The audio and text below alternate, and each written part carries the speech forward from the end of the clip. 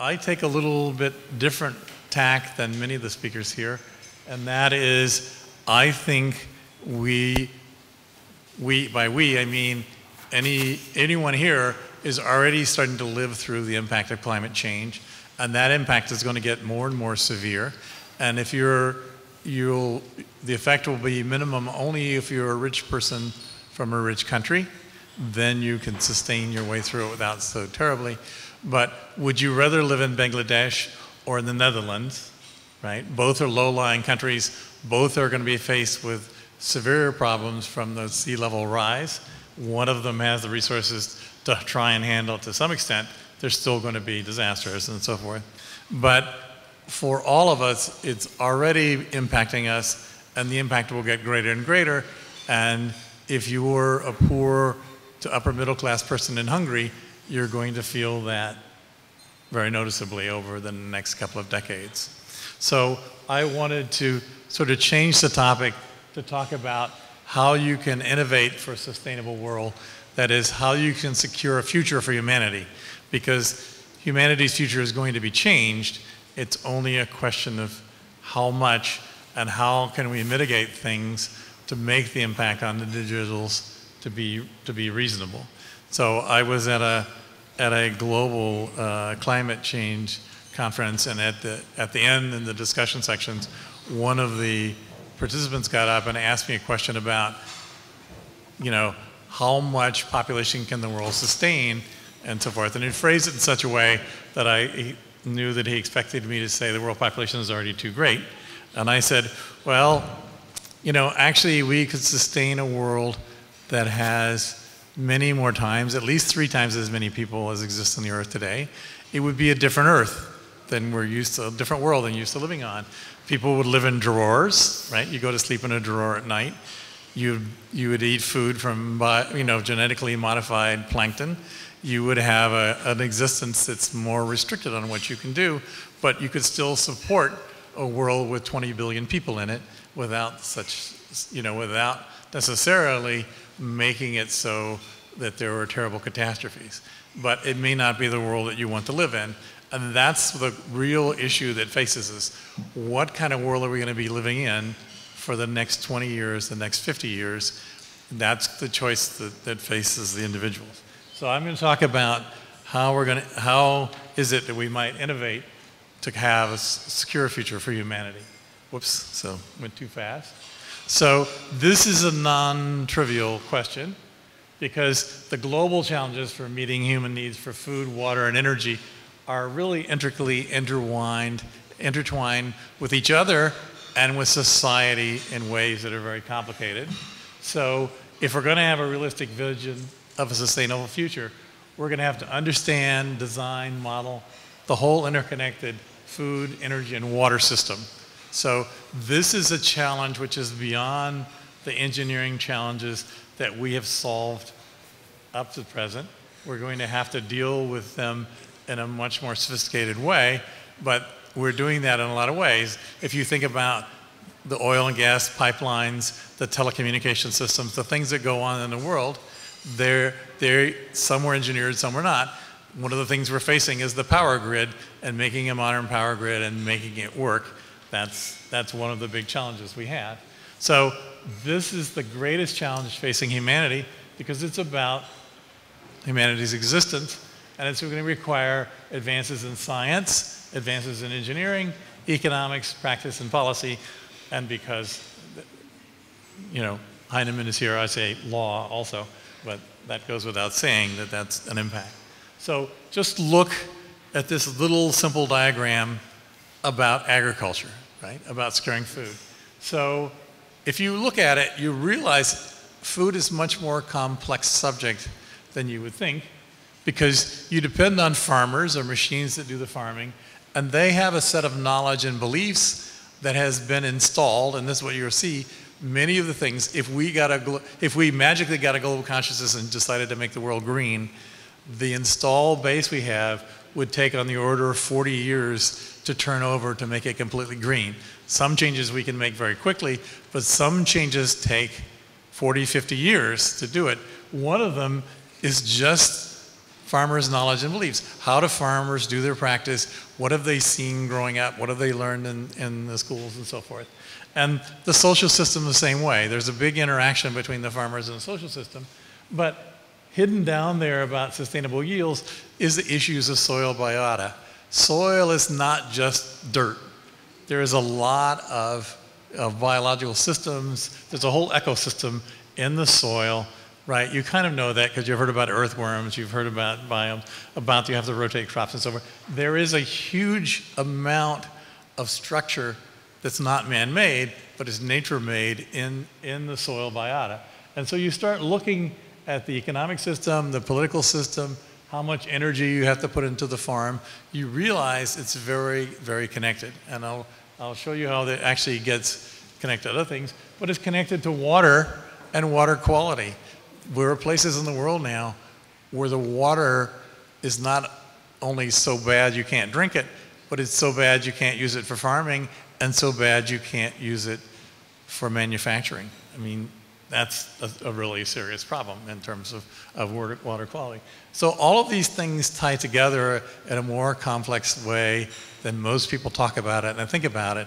So that's why I say it's a really big social engineering, science, and so forth problem. And we have to think more clearly about it, and we have to develop more sustainable system. Fortunately, in some areas, people are working on this problem, but they haven't thought about it as a systems problem in a really serious way. Okay, so here's a vision. This is a city. This is a city that you could build today if you were thinking about it. Now it's hidden, right? So this is a city under the concept of a safe space for humanity. Okay, so there again, what you want out of your city is more than drawers to sleep in and food manufacturing plants, right? And blank walls that show TV screens so you can keep entertained, you know, the Matrix almost, right? And so here's an idea where you have living spaces, you have green, you have food being grown there, but you make it safe. There's a hidden little glass here to keep you from dropping in, right? People are jogging. Doesn't show biking. Well, it does show biking in the distance. The transportation is either below ground or up in the higher level. And if you think about it, there is a change. And so I'm going to talk about the green, everybody knows about. There's another thing that I want to introduce you, concept I want to introduce you, which is Guardian Angel, which is a Western concept. Guardian Angel technologies that protect you. Okay, so think about this following example that should be transforming cities, and that people should be demanding, and I'll explain to you why it's demanding. So this year, there's a fleet of self-driving cars released out into the world, and they're driving around in the United States and in other places. And if you really want to, you can go to Mercedes-Benz and you can buy a self-driving car. Okay, so the time is going to come in which self-driving cars, there'll be a significant number of self-driving cars on the road. The self-driving cars are part of the Internet of Things. They all talk to each other. So cars don't get into accidents because they know where they're going. They tell each other where they're going. They tell each other if they're going to collide. They move in some way. They don't get into accidents with each other. If you design your transportation system where you're not driving the cars are not driving where people are, it's not going to run over cars and people, or if you make separate lanes for them. But in fact, right now, the self-driving cars have a much better safety record than people, right? The accident rate is much lower. 10 years from now, some advanced cities will start to have to think about whether you're going to outlaw people driving cars, because people are too dangerous to drive cars. I mean, you have them in a congested system, but you want to move people. If you start thinking about designing your city where you have green spaces, behind you have the tall buildings, underground you have a lot of activities. So I hid the living structures and so forth behind there. We'll get back to this kind of thing. But you have to think about where are you going to drive human culture in 10 years, 20 years, and 30 years, because that's the same impact. And I'm going to argue there's going to be a tremendous demand for a safer environment, safer in terms of the food you eat, safer in terms of the place you live, a more beautiful green environment That's going to be some of the things that humans are demanding, at least wealthy people will be demanding out of their life. Okay, so now to slightly change, but this is related, because I had to show you a vision of a city, which I didn't tell you how big that was, and so forth. But, so on the left is the scale of urbanization that's going on in China. But urbanization is the biggest factor going on in the world today. It is by far the most major trend we have going on in the world today. The world's population in Europe, people have been used to being in cities, but European cities are trivially small cities, you'll see. They're only now beginning to become serious. The world's, and it's very important for the future, Europe has to get up and pay attention. Right? The world's population is urbanizing, and the future of the climate hinges on the sustainability of the cities. This is both a good thing and a bad thing. Whoops, sorry. But you have to understand this, and I'll give you examples of why this is true. Cities account for 80% of the GDP of the world. In fact, it's probably more than that, but it depends on your definition. If you're letting a city include things under 1 million, but if you just call them cities, it's still 80%. But they also produce 80% of the pollution and 80% of the climate change. Cities are the machines or the factories or whatever that are making the big change in the world today. Okay? And so you'll have to understand that. And then when you look and see what's going on, you know, where you're going to have these huge, you know, move 300 million people into cities in China over, you know, over the next 20 years, you realize how amazing and incredible it is. So let me show you the next picture from the UN. So we just passed another magic point besides going to the hottest time in the last million years, that now half the people in the world live in cities, right? And so you can see Africa is the one continent which just passed 40%, but if you just look towards 2050, where it'll be over 60%. You look at Asia, where it's just almost half, but it's going to go up towards 70% and so forth. Europe, it's already 3/4. Latin America, it's almost 80% in cities. North America, it's 80% in cities. And Oceania, 71% in cities. Okay, so we live in cities, right? Soon, almost all of us will live in cities. All of us who have a real impact on the environment are going to live in cities. So this is a good thing and a bad thing, because it's more concentrated. It also means that cities actually have to meet real problems. Cities is where we're seeing some of the real efforts to abate climate change. Unfortunately, it's only a small fraction of the cities that are doing this. Maybe at most 10% of the cities are doing things to do that. Some cities are really shining in this. Most cities are just building and going crazy, right? But I'll draw your attention to the things in red, which are the mega cities, like Tokyo, Osaka, right? Manila, you don't think of. Mexico City, Rio, Buenos Aires, Kinshasa, right? There's a few in Europe, London and Paris, Moscow, but look at how dominant Asia, East Asia is. India, China, right? And eventually Indonesia and those regions, right? That is going to have a tremendous impact, and those are the cities that you have to convince to be organizing to be more green. And some of them, like Guangzhou, are going to be flooded if they don't do something. I mean, there's just no question the Pearl River Valley is going to go under. Right? Take Hong Kong with it, probably. So it's this urbanization that is the big factor. Now, there have been some people in some countries that say, let's stop people moving from the cities.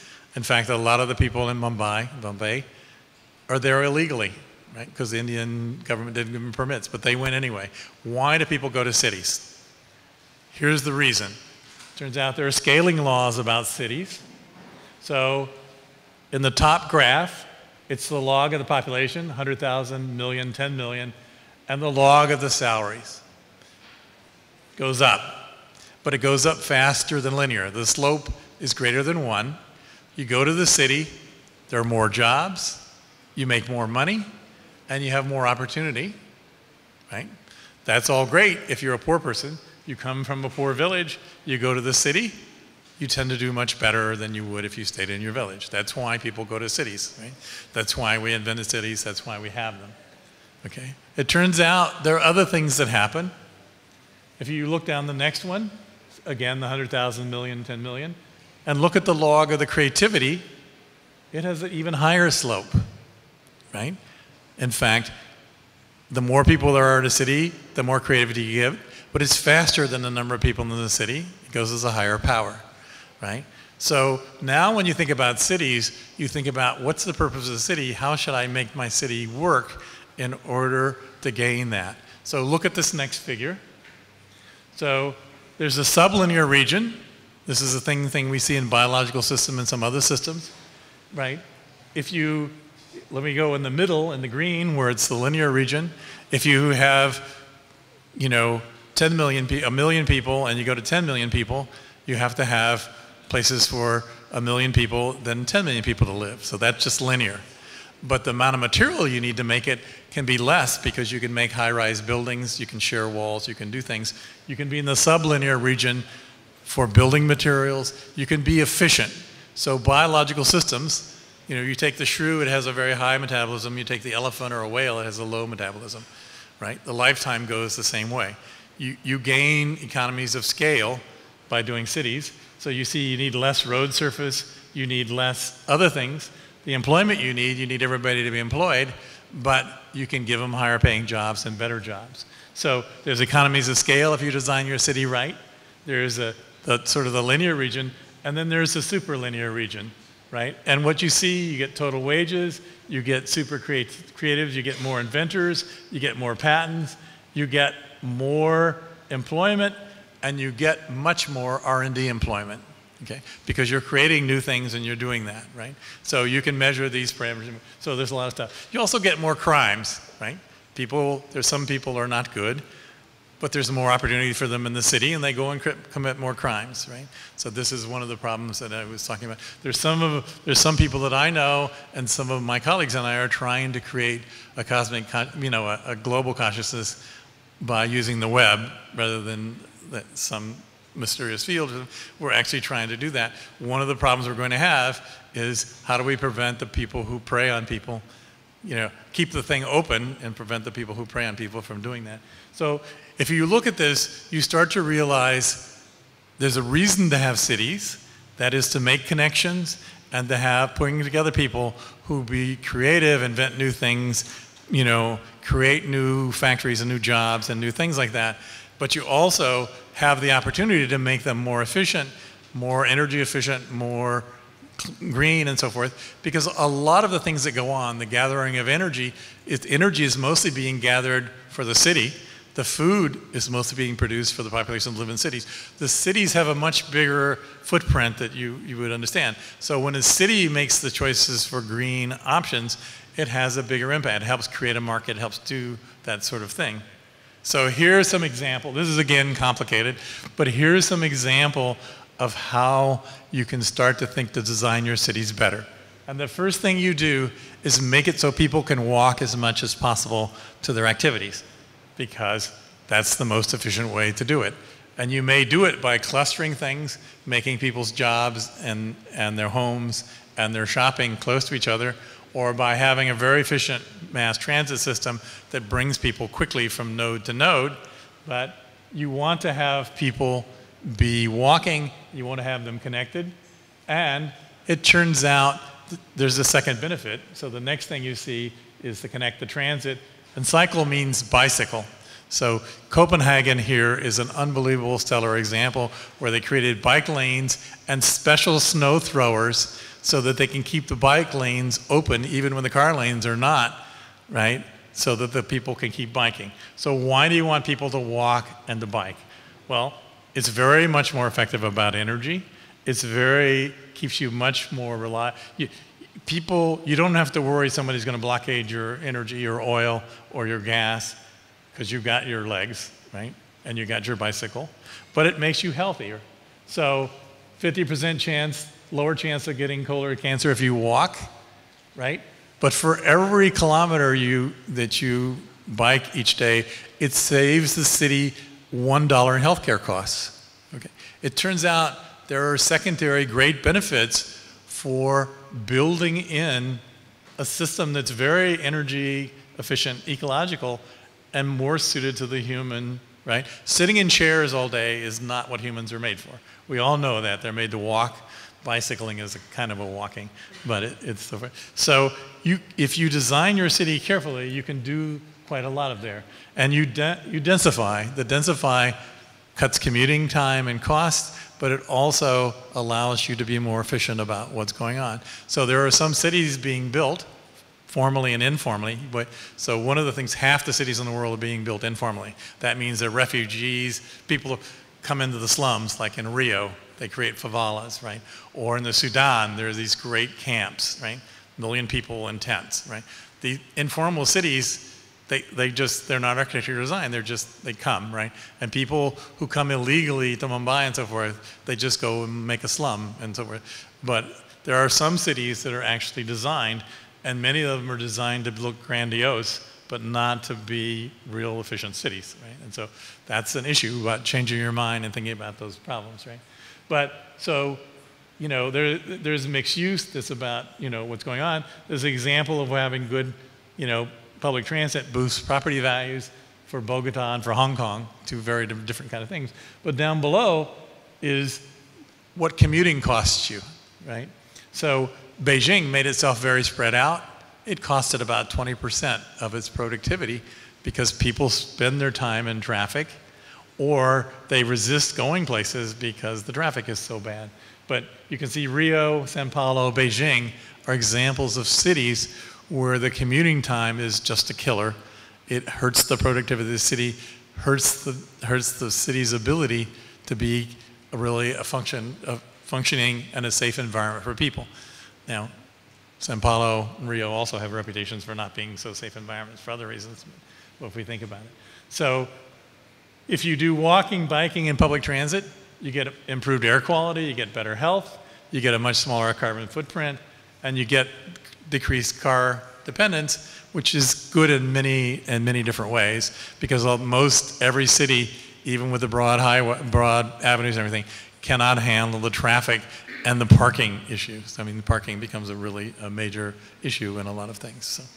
So this is where the reality meets the green reality meets real people who have to make real decisions. It's mayors that I actually think are more likely to make good decisions if they're given a proper education. If there's a network that provides information to mayors, what's doing it all in other cities, which ones are being successful, they're more likely to have good impact on what's going on than trying to convince political leaders. I mean, I'm pessimistic. I believe we'll work up to a very impressive meeting in December in Paris, and the world leaders will say all these great things, and they'll approve some things whose wording sounds good, but whose actions are not very biting and very, very significant. But that's still, even if they did that, that's still only a small fraction of what has to get done. People have to actually implement things, and they have to turn over the present stock. And I would, if I'd had more time, I would give the example of solar energy as a good technical problem, where if you look at the US 5 years ago and saw that it's 0.3% solar energy, or 0.1 something, and then 5 years later it was 0.3, and so it's insignificant on the scale of the gas and the oil and the coal and the hydro and so forth that's going on, but it's growing exponentially. But what it means is eventually it'll become 1%, and then it'll become 2% in the next 5 years. So, but it takes a number of doubling times till it's 20%, right? But it comes from 10% to 20% in that last 5 years. It's a big impact on what's going on. So it's happening. If you happen to be in the industry, and I have an example of a company that was providing 6- and 8-inch wafer chips to Silicon Valley firms and realized they could make solar cells, and now they built them in Chile, they built them in India, they built them all around the world. It's changed their whole, it's an exponential growth in that company, but in terms of the whole infrastructure of the energy system of the United States or of India or whatever it is, it's actually slowly growing. So solar is one of the big technological successes, a big innovation, but it's going to take a time until solar has a really large impact. And you saw the same thing with wind power in Europe. It's grown first a little bit and a lot, and it's grown more and more. It requires huge investments and time to build it up, right? So my point about innovations, so this does represent a high-tech minimum footprint. So that's just not a lacy thing. That's a high biotechnology device that's measuring this woman's, blood pressure and blood sugar and all these other kind of stuff, and wiring it up, to display on her smartwatch or on her whatever it is. So that's just to get your attention. Okay, so it is possible to innovate solutions. I gave you some examples, and I'll give you one more, to many issues for sustainability. But to make an impact, it must work. That's often the easy part, right? It must be allowed. That means the regulations, that is the regulators, the laws, and the people that regulate, they have to do that. In the United States, we face a problem. Many of the building codes are done locally. And so if you want to bring a new technology into the building industry for houses or buildings, you've got to convince all the regulators everywhere. It's a terrible problem. It should be a national sort of thing, right? It's got to be adopted by the users. I have to know about it. I have to see it meets my needs. I have to see that whether I can afford it. It's best, I like to do good.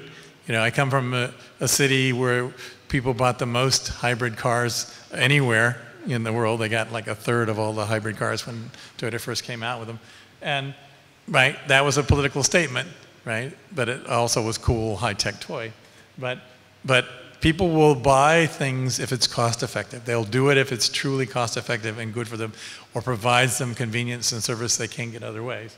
So it has to be cost-effective, and it has to have a good life cycle. And so consumers and citizens have to understand the implication of what they're doing, both for them personally and for the globe. And that's education in a broad sense. Okay, so I want to give you one more very successful example. And this is successful in a certain sense. So here are light-emitting diode lights, and they have these funny shapes because they are legacy left over from filament, the incandescent light bulbs. We're used to screw them in. It all came from Edison, right? So we have electricity things that are 100 years old, but they fit into the same old sockets in your own house and your own lamps and so forth. But these are various versions of it.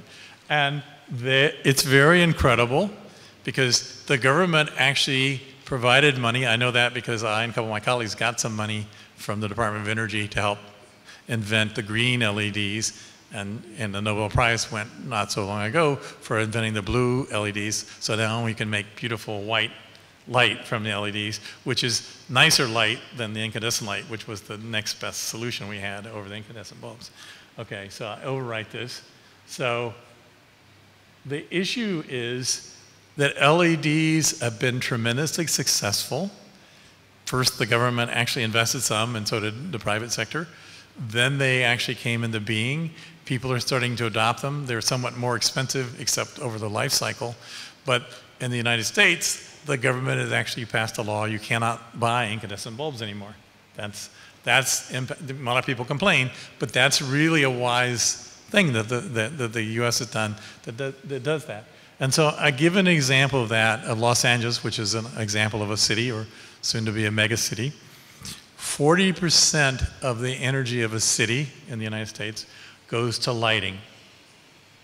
So we convinced the city of Los Angeles to try LED lights, and they saved on lighting 65% of the energy cost. And in fact, it can do better than that because soon there are going to be smart LED bulbs, so you can actually ramp the light level up and down depending on the outside light conditions, not just a clock or other simple sensors, but also from information from the local neighborhood. They have schools in certain areas that adopt a light area and go out with their little light meters on their smartphones and say which one is producing too much light. So you can get another 5% out of that. So it's actually very impressive, but you save 25% of the energy a city uses by adopting this technology. And in the long run, it saves the city a lot of money because these bulbs should last very long. And the other thing that was a big surprise is the quality of light is better, but you can actually see the stars in Los Angeles now because the old lights would just send light everywhere. The LEDs send the light down to where you need it.